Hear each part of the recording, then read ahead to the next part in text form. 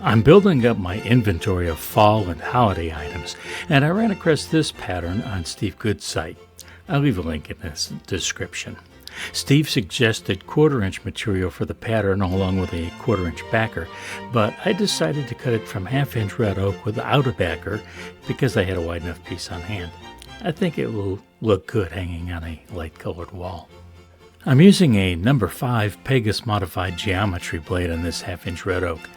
I have a lot of experience with the scroll saw, and I tend to choose the larger of the two blades when there is a choice, because the larger blade cuts faster. If you're less experienced, you might want to use a number 3 blade. It will cut more slowly, but it should make cutting the fine details easier. I'll start with the interior cuts, and I'll leave the one big area until last. That's because once I make that cut, it will weaken the structure considerably, where all the small cuts in the middle won't have much effect. These cuts don't have to be made in any particular order, but I tend to work in a logical sequence. You can bounce all over the place if that suits your style and mood better. There are a lot of pilot holes in this pattern, and you can make them with a hand drill, but I recommend a drill press if you have one. Some of these spaces are quite small, and the pilot holes need to be placed accurately to avoid going outside the lines. The inside cut on the first leaf gives a great opportunity to demonstrate a technique for cutting fine details. I cut from the pilot hole to a sharp point, then I backed up the blade in the curve just created, and then cut to another area without a sharp point. I followed the line around, and it brought me back to the sharp point. The blade pulled the scrap piece out, and the difficult cut was made. I skipped myself making a few easy cuts because it took me an hour to make all of them, and I don't think anyone wants to watch me for a 1-hour video. Sometimes I have trouble rewatching the whole process several times over while I'm editing to produce the final cut. I do want to spend some time explaining how to cut the letters spelling out "We are thankful." I'm not saying you shouldn't cut carefully everywhere, but if your cuts are a little off on those places that are just providing accent details, small deviations won't be noticeable. After all, once the pattern's removed, even you won't be able to see where you strayed a bit from the pattern lines. But if the letters are off, it may be noticeable. Your eyes will see the overall pattern, but they'll focus closely on the letters, so you want to ensure you cut as accurately as possible in this area. I've cut a lot of patterns with letters over the years, and during that time, I picked up some tips which I'm going to pass along to you. The first tip is that when I'm cutting letters, I generally cut on the inside of the line. The reason for this is that letters are usually spaced fairly close together, and if you cut on the outside of the line, you may end up with cuts running into one another. By cutting on the inside of the lines, you avoid that possibility altogether. My second tip is to slow down the blade speed if you're running it at the maximum, as I usually do, and if your scroll saw has a variable speed control. At slower speeds, the blade is less aggressive, and you'll have better control to cut the fine details as accurately as possible. I generally cut words from left to right, as if reading a book. When I flipped this workpiece over to start cutting the letters, I was a bit disoriented, and that's why I cut the letter E at the end of the word R first. Now that I know the right from the left, your military left, as the drill sergeants used to yell at us, I'll cut the remaining letters in their logical order.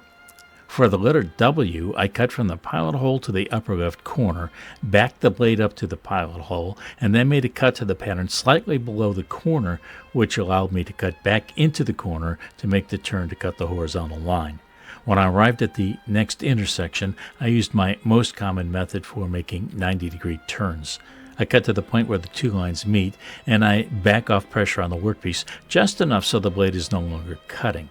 Next, I use the saw blade kerf, along with a small amount of the waist area, to rotate the workpiece 90 degrees in the direction I want to cut next, and then I proceed in that direction.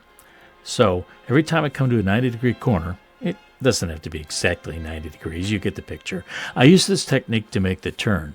To complete cutting this W, I backed up to finish the left side of the letter first, then continued on. I could just as easily have started at the upper left-hand corner and followed the cut line around, but I sometimes make the cut as I did here. You should make the cuts in whatever manner and order that works best for you. There are so many interior cuts here that I won't show them all, just ones I think might be of interest or where I can pass along a tip or two. The word thankful is spelled with letters large enough that they aren't very difficult to cut, so follow my tip to cut on the inside of the lines to prevent the letters from running into one another. This will also prevent the little interior spots inside the A and E from breaking off, as there's usually only a small amount of material holding those parts in place. And for sharp turns, follow my procedure on how to make sharp 90-degree turns. The final large interior cut varies from boringly easy to needing top cutting skills and back again. I started cutting with the stem at the top of the pumpkin, and after cutting a short distance, I came to a leaf with a very sharp point.